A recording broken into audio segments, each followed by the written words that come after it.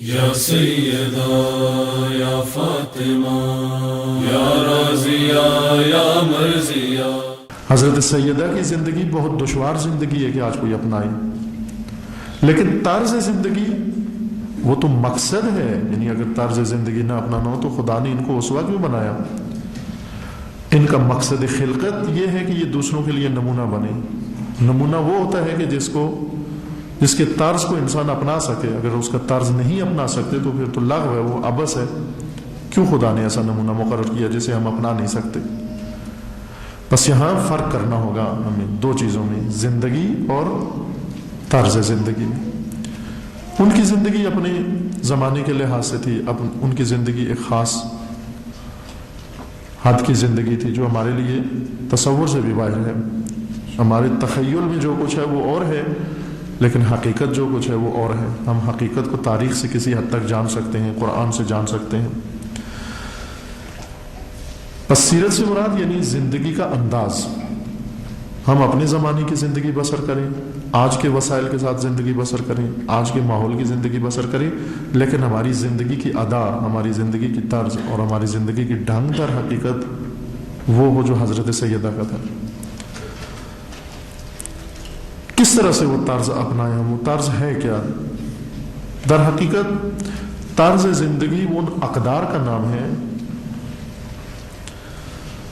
جو انہوں نے اپنی زندگی کے لیے اصول کے طور پر اپنائی تھی، وہ اقدار، وہ ویلیوز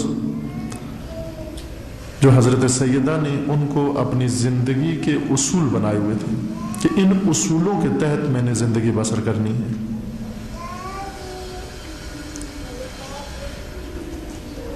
وہ اصول در حقیقت اسوہ ہیں اور وہ اصول سیرت ہیں، اور ان اصولوں کو اپنایا جا سکتا ہے۔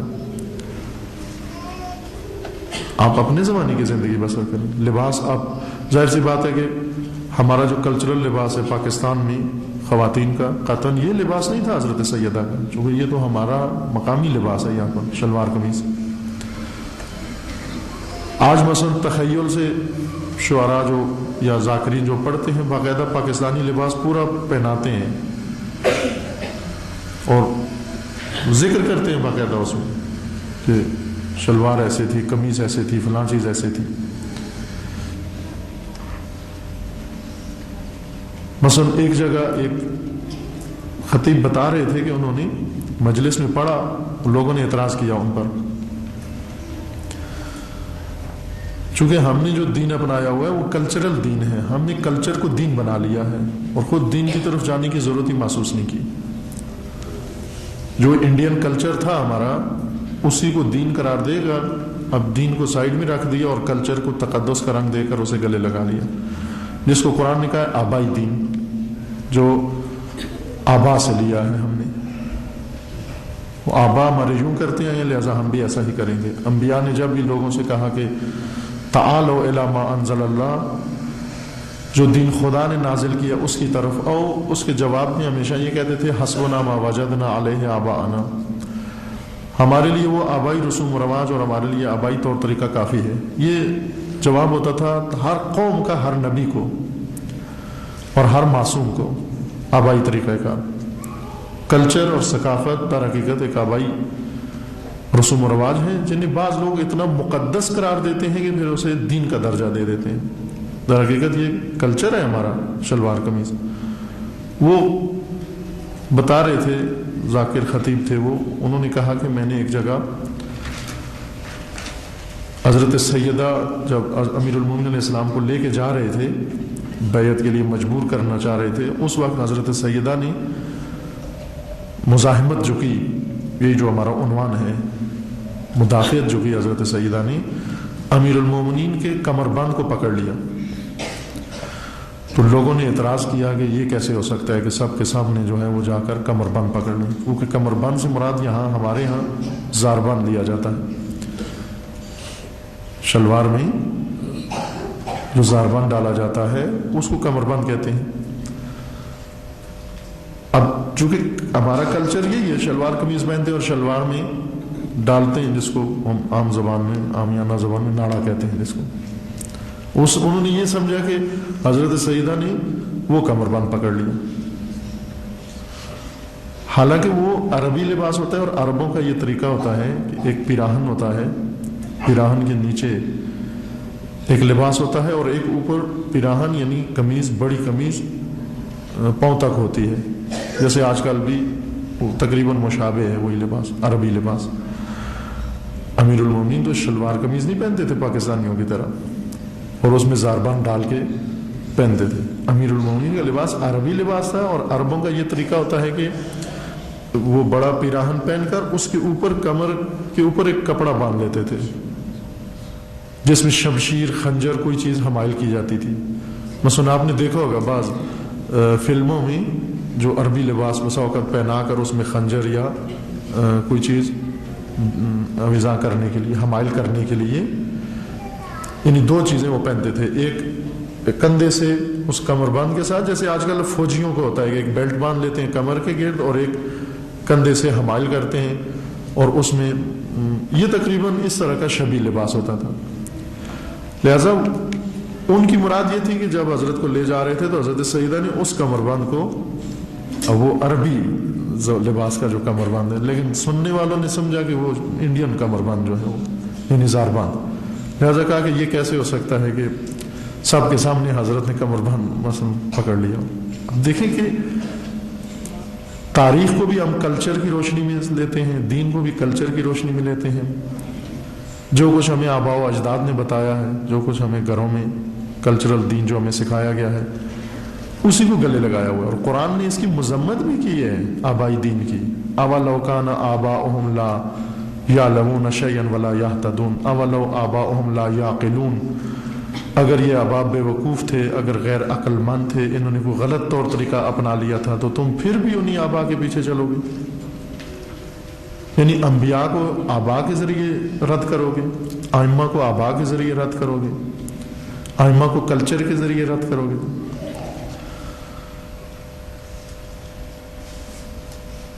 ہمارا کلچرل وہ سارا ذہنیت بنی ہوئی ہے، اور اسی کے مطابق ہمارے شعر، اسی کے مطابق ہمارے اظہارات، تخیلات سارے، جس میں ہم پورے کلچر کی عکاسی ائمہ کے بارے میں آ کر کر دیتے ہیں، یعنی اپنا کلچر تخیل کی مدد سے ائمہ تک جا پہنچاتے ہیں۔ حالانکہ ہونا یہ چاہیے تھا کہ تعلیمات ائمہ، سیرت ائمہ کو اپنا کلچر بناتے، نہ کہ اپنا کلچر جا کر ائمہ کو پہناتے۔ ہم ائمہ کی سیرت کو اپنا کلچر بنا لیں، برعکس کام کیا ہم نے، لینے کے بجائے دیا کچھ ان کو، تخیل کی مدد سے بہت کچھ دیا ہم نے۔ مجھے یاد ہے گزشتہ سال جب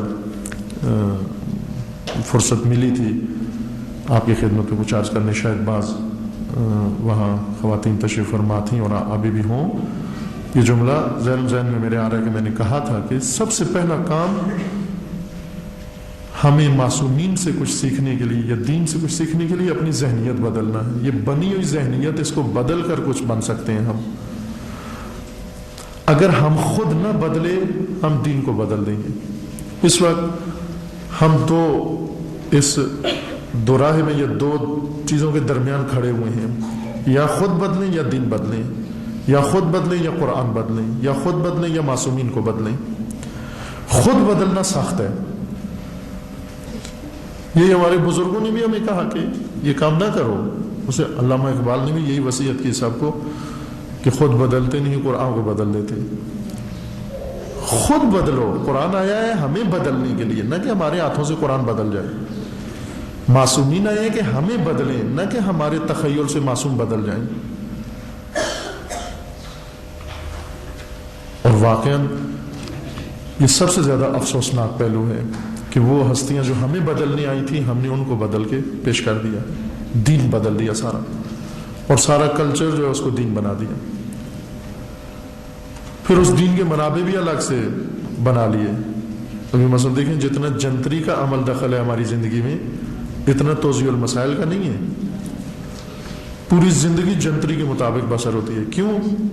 اس لیے کہ جنتری ہمارے کلچر کی نمائندہ ہے اور عکاسی کرتی ہے، اور توضیع المسائل ہمارے دین کی، دین الہی توضیع المسائل کی شکل میں ہے، اور جنتری کلچر کی نمائندہ ہے۔ اور ہم شادی کرتے ہیں، سب کچھ کرتے ہیں، وہ सब जंतरी के मुताबिक सफ़र करते हैं, जंतरी के मुताबिक लिबास पहनते हैं, जंतरी के मुताबिक।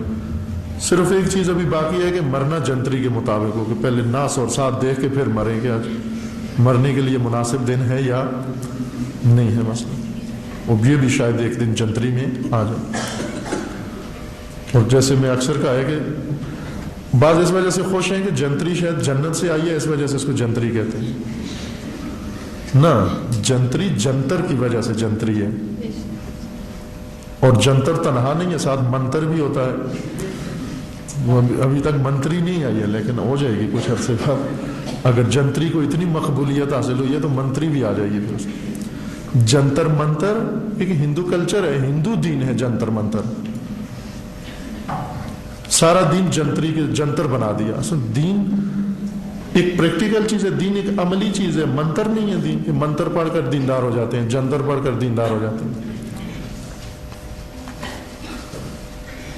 अच्छा, दीन जंतर बना दिया हमने, दीन जंतर मंतर बना। अभी भी आते हैं कहते हैं इस पर कोई फूकेंगे ये ठीक हो जाए। किसने कहा कि आपको ये कुरान फूके मारने के लिए या फलां काम के लिए? वो जंतर पढ़ के फूकते हैं, हमने कुरान पढ़ के फूकना शुरू कर दिया। यानी कुरान को भी जंतरी की शक्ल में लाने की कोशिश की हम। कुरान हिदायत है, अमल की किताब है, इस पर अमल करें। ये कल्चर देखिए कि हमने कल्चर को दीन बना दिया। ये जंतरी का होना ये दलील है कि हमारा कल्चर हमारा दीन बन गया है। खुद नहीं बदले, दीन बदल दिया है। सबसे पहला काम ये करना है कि नियत करें कि खुद बदलना है, अहद करें कि खुद बदलना है। उस वक्त हजरत सैयदा हमारे लिए उसवा बनेगी, और उसके लिए उसवा बनेगी जिसने ये अहद कर लिया है कि मुझे बदलना है। मुझे बदल कर अपने आप को हजरत सैयदा के तर्ज जिंदगी के मुताबिक बनाना है, उसके लिए हजरत सैयदा उसवा है। वरना जिसने ठान रखी है कि मैंने तो नहीं बदलना, और ना कोई मुझे बदल सकता है, ना कोई जिब्रील बदल सकता है, ना कोई रसूल बदल सकता है। कितनी कौमें आई जिन्होंने ये हठधर्मी दिखाई। हजरत नूह ने 950 साल कोशिश की, कौम बदलने की नहीं बदली, और उन्होंने पूरी कोशिश की कि हमने नूह को बदलना है। आखिरकार ज़ाहिर नूह को तो बदलना नहीं था कौम के हाथों, नूह मासूम थे, उस कौम को गर्क होना पड़ा। जो लोग इतनी हठधर्मी दिखाते हैं, मासूमीन के हाथों नहीं बदलते, आसमानी किताबों के जरिए नहीं बदलते, दीन के जरिए नहीं बदलते, आखिरकार उनको गर्क होना पड़ता है, या फसाद के समुंदर में गर्क होना पड़ता है, तूफान फसाद में, या तूफान फाशा में, तूफान उरियानियत में, मीडिया के तूफान में उनको गर्क होना पड़ता है। तूफान नूह जरूरी नहीं कि पानी का तूफान हो,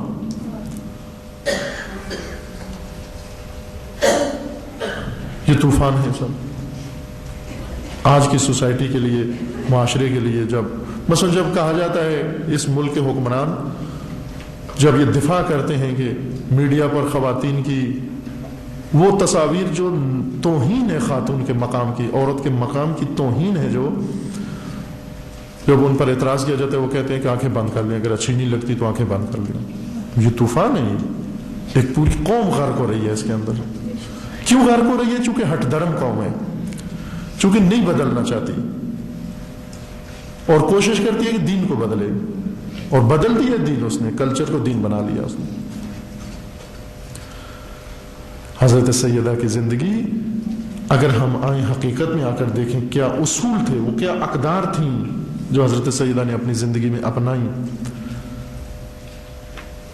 इस नुक्ते को मैं वज़ाहत करूं, रोशन हो जाए, ताकि अमलन मुमकिन हो सके, आपको मुताले का मैदान मिल सके। न सीरत 2 रोज़ा मौजू है, और न हज़रत की ज़ात 2 रोज़ा मौजू है हज़रत सैयदा की। इस 2 रोज़ा में सिर्फ हम वो गाइडलाइन ही अगर ले लें, मुतालियात का एक रुख मिल जाए, डायरेक्शन मिल जाए, तो गनीमत है कि हमें किस तरह से सोचना है, उस सोच का अंदाज और नहज मिल जाए हमें इस गुफ्तगू में, तो बड़ी बात है।